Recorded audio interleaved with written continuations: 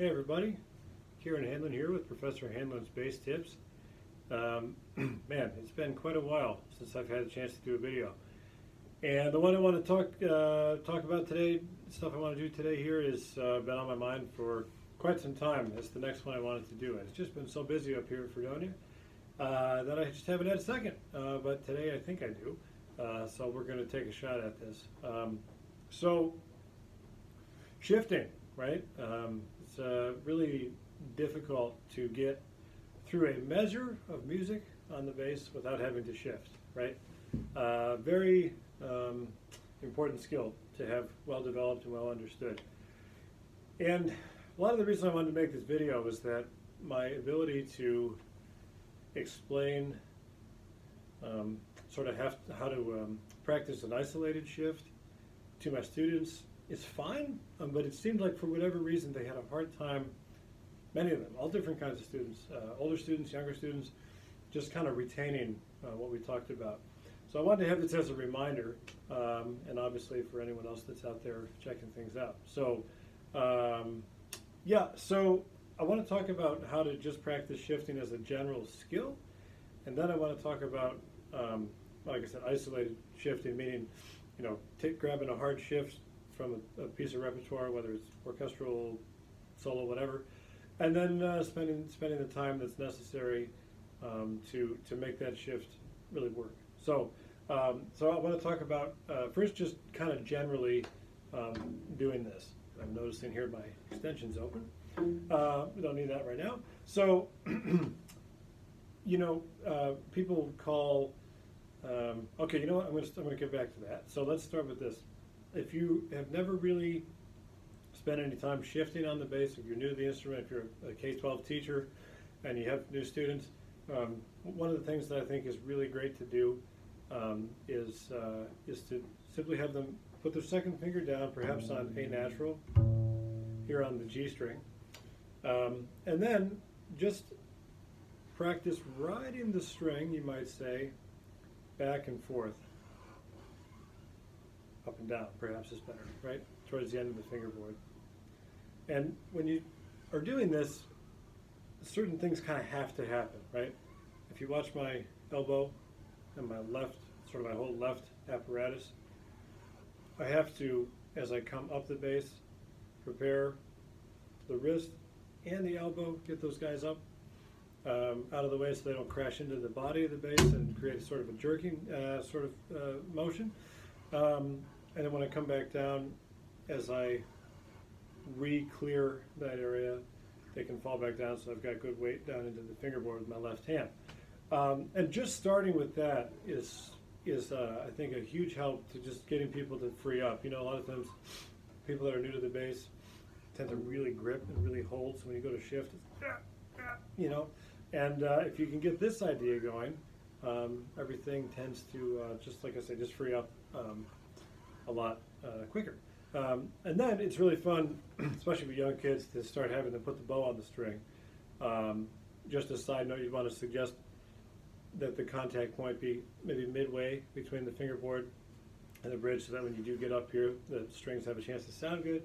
But when you put the bow on that,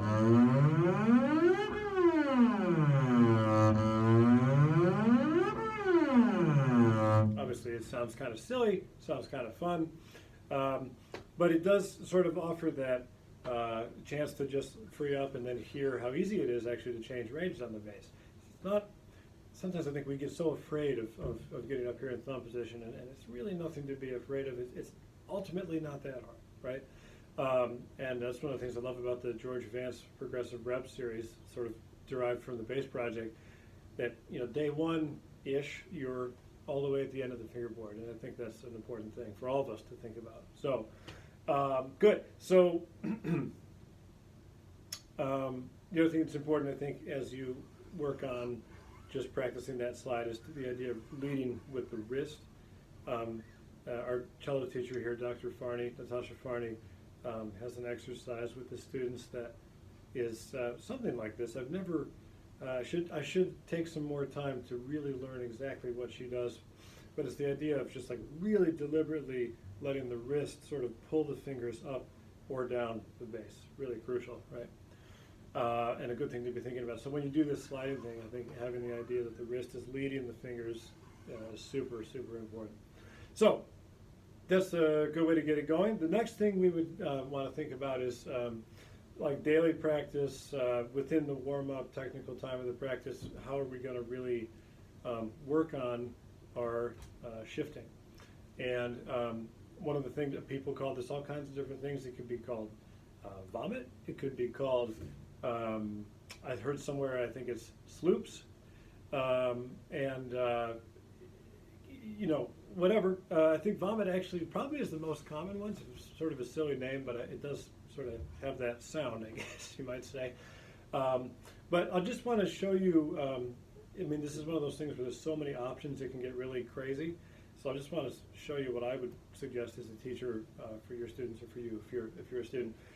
So basically what you're going to do is pick two fingers and basically go through a scale of any kind and go from every combination of that to every other combination. So I'll just show you, I think it's easier. So let's say we're going to do, how about 1, 2, and we'll do E flat major on the D string. So I'm going to start on E flat, and I'm going to shift, and you're going to hear the shift, and you might even hear the notes in between the shift. We might call those guide notes. And we're going to go right through E flat major with that in mind. So let's just, I'm just going to play it, and then we'll talk a little more about it.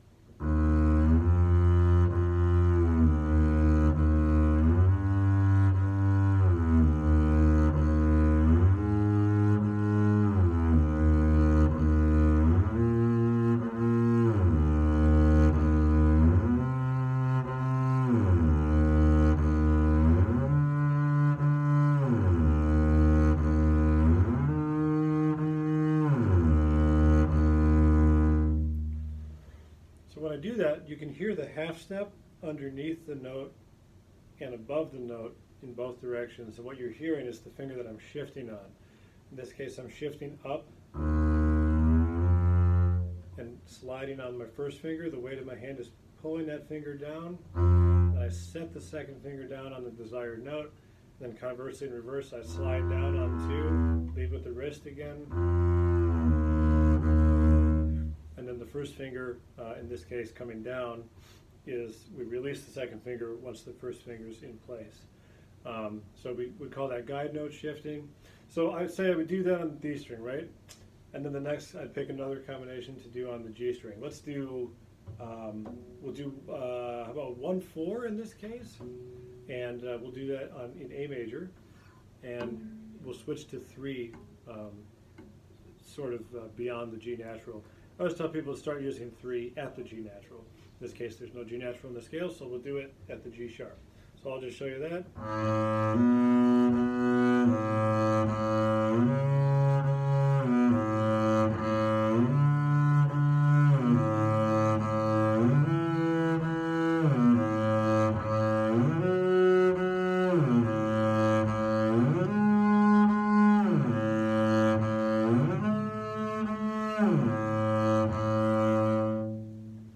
Whisker flat there on the last one, sorry about that.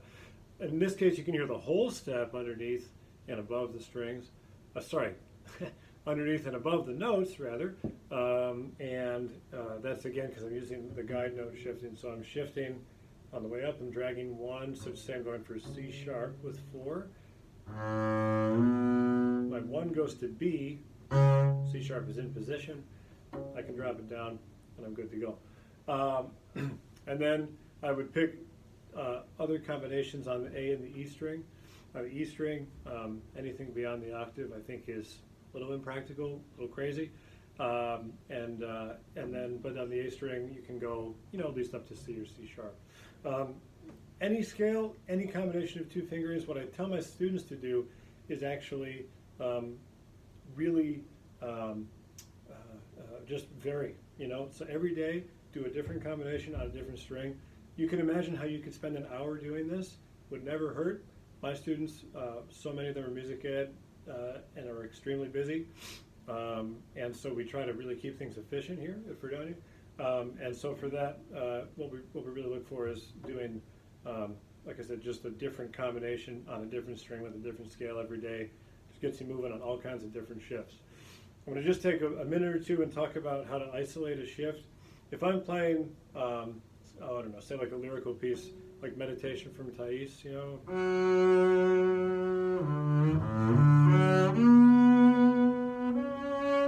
Right, so just say I'm getting this ready, and right there I was not happy with my F sharp to B. I was a little flat on the B. Got a little hung up on the way. When you're playing lyrical music, slow practice is, in a way, not as much of a thing. But for my students and for me, if I'm working on something, I'm going to say, absolutely, I'm going to isolate any of those shifts that are big enough to be a problem, which could even be small shifts. But in this case, we're shifting a fourth, right, from F sharp to B. Yeah, so it's 1 to 1. So I'm going to isolate that. Basically, I'm going to do a miniature vomit between those two notes. So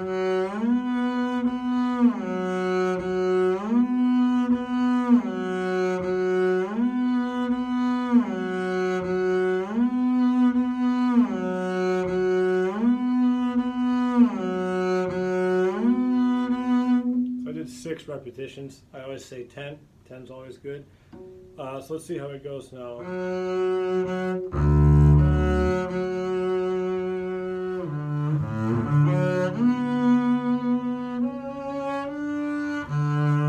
So we can see how already it's more accurate just after doing those 6 repetitions. So sort of taking that vomit idea and applying it to the music in those moments where there's tricky shifts, super important. So last little thought about shifting, kind of made this point already, but I want to make it more specifically in the rep. If you're shifting up and you need to repeat fingers, this would happen, say if you had in quick succession, you'd have those 3 notes, maybe under a slur, and you wanted to not hear such a, I don't know, I guess it's working fine, but I guess I find there's enough moments, especially if you look at some of my Bach editions, where I feel like I noticed that too much. I would actually rather play 1-1-4 in that case, rather than 1-4-1. It's a big shift, 4 to 1, right? Whereas 1-1 is quicker. Now, what would basically never work is 1-4-4. And so what I want to say is that if you need to repeat a finger on an upshift, meaning you're going higher in register, you're going to want to drag a low side finger, usually 1. We might call this a drag shift too. And then conversely, on the way back, we'd want to drag 4 backwards rather than going 4-1-1, because that can compress the hand and actually create either a flat note on the way up or a sharp note on the way down. Right, yeah, so just wanted to share a few of those thoughts about shifting. If you have any questions about this, feel free to let me know. My email is hanlon@fredonia.edu, HANLON@fredonia.edu. I know it's a lot of information, but I do hope that this, in conjunction with your other studies, will be a good supplement for some shifting help. So thank you for listening, watching, I should say, and we'll catch you next time. Bye-bye.